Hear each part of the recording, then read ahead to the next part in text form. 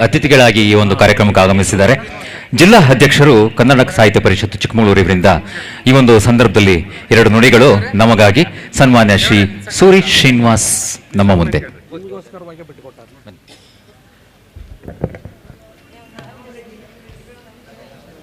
ಕಲ್ಯಾಣ ಕರ್ನಾಟಕ ವೇದಿಕೆಯಲ್ಲಿ ಅತ್ಯಂತ ಅದ್ಭುತವಾದಂಥ ಕಾರ್ಯಕ್ರಮ. ಈ ಸಮಾರಂಭದಲ್ಲಿ ಸಾನ್ನಿಧ್ಯವನ್ನು ವಹಿಸಿರುವಂಥ ಹೇಳ್ತೀನಿ ಒಂದೇ ನಿಮಿಷ.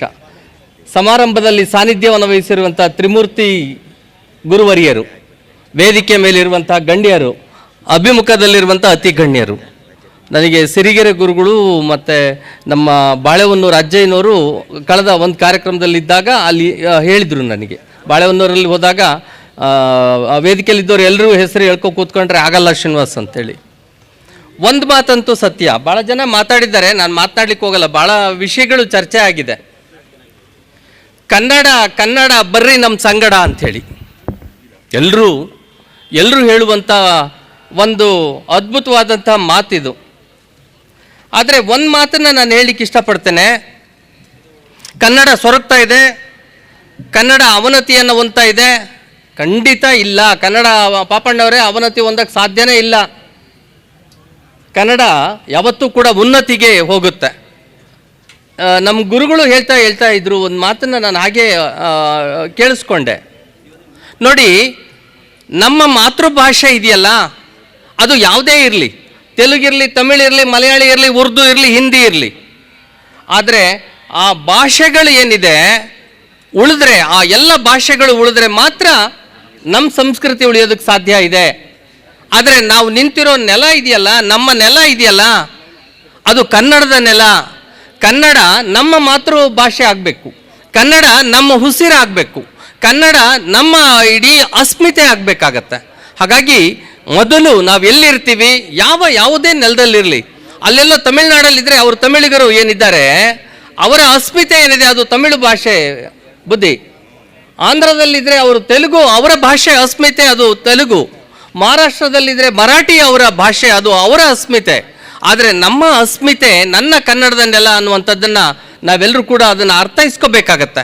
ಇನ್ನೊಂದು ಮಾತು ಹೇಳಿ ನನ್ನ ಮಾತಿಗೆ ವಿರಾಮ ಹೇಳ್ತೀನಿ. ಭಾಳ ಜನ ನನ್ನ ಸಾಧಕರು ನನ್ನ ಮುಂದೆ ಕಾದು ಕೂತಿದ್ದಾರೆ. ನನಗೆ ನಿಜವಾಗ್ಲೂ ಹೇಳ್ತೀನಿ, ಪರಿಷತ್ನಲ್ಲಾಗಿದ್ದರೆ ನಾವು ಇಷ್ಟೊಂದು ಸಮಯ ತಗೋತಾ ಇರಲಿಲ್ಲ ಸ್ನೇಹಿತರೆ. ನಮ್ಮ ಗೌಡ್ರಿಗೂ ಹೇಳ್ತಾ ಇದ್ದೀನಿ ಈ ಮಾತನ್ನ. ಅಶೋಕ್ ಕುಮಾರ್ ಅವರೇ, ವ್ಯವಸ್ಥಿತವಾಗಿ ನೀವು ಭಾಳ ಚೆನ್ನಾಗಿ ಮಾಡ್ಕೊಂಬಂದಿದ್ದೀರಿ. ಆಹ್ವಾನ ಪತ್ರಿಕೆನೇ ಸಾಕು. ನಮ್ಮ ಗುರುಗಳು ಅಜ್ಜಯ್ಯರು ಹೇಳ್ದಂಗೆ ಅದನ್ನು ಅರಳು ಕಟ್ಟಾಕಿ ನಾವು ಶೋರೂಮಲ್ಲಿ ಇಡಬೇಕು, ಆ ಥರ ಅಷ್ಟು ಚೆನ್ನಾಗಿ ಆಹ್ವಾನ ಪತ್ರಿಕೆ ಮಾಡಿದ್ದೀರಿ. ಭಾಳ ಜನ ಸಾಧಕರು ಕಾದಿದ್ದಾರೆ. ಒಂದೇ ಒಂದು ಮಾತು ಹೇಳಿ ನನ್ನ ಮಾತಿಗೆ ವಿರಾಮ ಹೇಳ್ತಾ ಇದ್ದೀನಿ. ನೋಡಿ, ಜ್ಞಾನಪೀಠ ಪ್ರಶಸ್ತಿ ಪುರಸ್ಕೃತರೇನಿದ್ದಾರೆ ಭಾಳ ಜನ ಆಗಿ ಹೋದರು. 8 ಜನ ಅಲ್ವೇನಪ್ಪ? ಆ 8 ಜನದಲ್ಲಿ ಮಾಸ್ತಿ ವೆಂಕಟೇಶ ಅಯ್ಯಂಗಾರ್ ಅವರ ಮಾತೃಭಾಷೆ ಇದೆಯಲ್ಲ ಅದು ತೆಲುಗು. DVG ಅವರ ಮಾತೃಭಾಷೆ ಇದೆಯಲ್ಲ ಅದು ತಮಿಳು. ಹಾಗೇನೆ GP ರಾಜರತ್ನಂ ಅವ್ರನ್ನ ತಗೊಳ್ಳಿ, ಮತ್ತು ಇನ್ನಿತರ ಕೆಲವ್ರನ್ನ ತಗೋತಾ ಹೋದರೆ ಅವರ ಮಾತೃಭಾಷೆಗಳಿದೆಯಲ್ಲ ಬೇರೆ ಭಾಷೆ.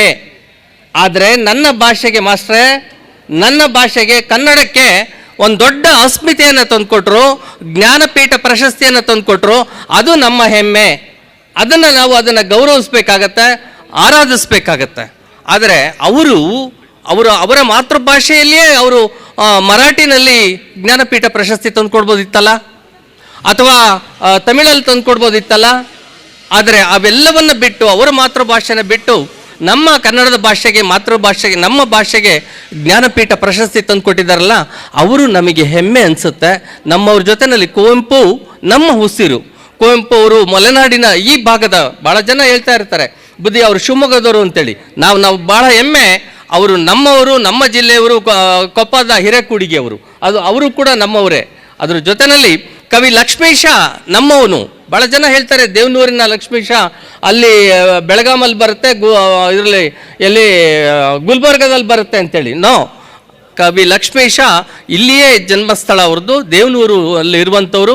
ಅಂಥ ದೊಡ್ಡ ಅಸ್ಮಿತೆ ನನ್ನ ಜಿಲ್ಲೆ ಅನ್ನುವಂಥ ಮಾತನ್ನು ಹೇಳಿ ಒಂದು ಸಣ್ಣ ಕಿವಿ ಮಾತು ಹೇಳ್ಬಿಡ್ತೀರಿ ಪ್ರಶಾಂತ್ ಅಂತ. ಹೇಮಂತು, ಒಂದೇ ಒಂದು ಮಾತು, ಏನಿಲ್ಲ, ನಮ್ಮವ್ವ ಲಕ್ಷ್ಮೀದೇವಮ್ಮ ಅಂಥೇಳಿ ರಾಷ್ಟ್ರ ಪ್ರಶಸ್ತಿ ಪುರಸ್ಕೃತರು. ರಾಷ್ಟ್ರಪತಿಗಳಿಂದ ಅವರಿಗೆ ಪುರಸ್ಕಾರ ಆಗಿದೆ.